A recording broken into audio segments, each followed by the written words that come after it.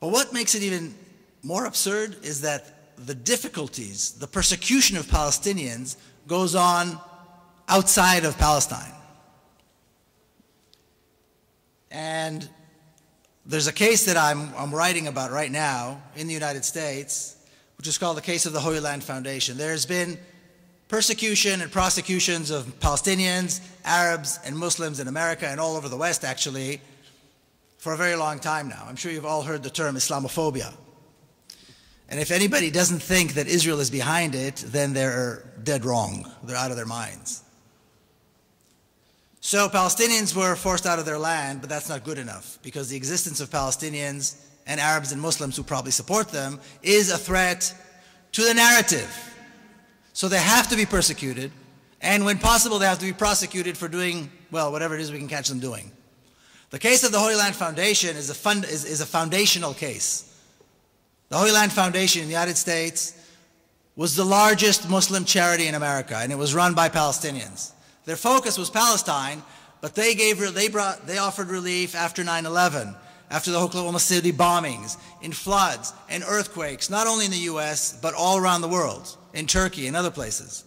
And of course, tremendous relief they were able to offer in Palestine, helping the poorest of the poor.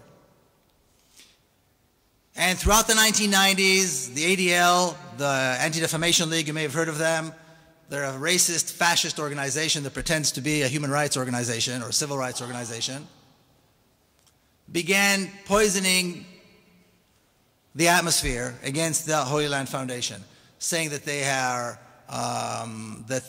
tax-exempt status needs to be taken away, that they were supporting terrorists, that they're Hamas people, and so forth.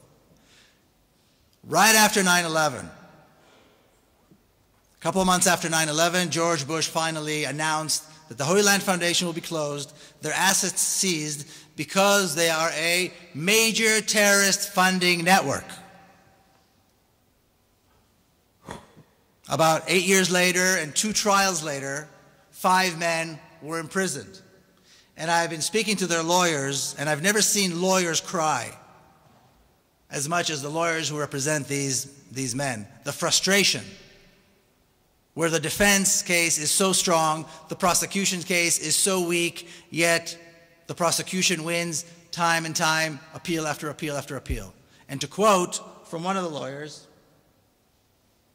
he says, the entire judicial system has been taken hostage. The Constitution, government regulations, laws of the land have been suspended, largely as a result of pressure from Israel, the post-9/11 hysteria, and the cowardice of the judiciary. 5 men, Abdulrahman Odeh, 15 years, Mufid Abdul Qadir, 20 years, Shukri Abu Bakr, 65 years. Now these 3 I was able to visit in prison. The other 2 are Ghassan Ilashi, 65 years, and Mohammed al-Mizain, 15 years. These men never did a thing wrong, never hurt a fly. And these are federal cases. The story is so horrifying and so horrific that it's beyond belief. And this is one case in the United States. There are other cases all over Europe. There are lots of other cases in the United States. And their only crime is that they were being Palestinian and Muslim and caring all at the same time, and caring about Palestine. They're not involved with politics, they were involved with relief.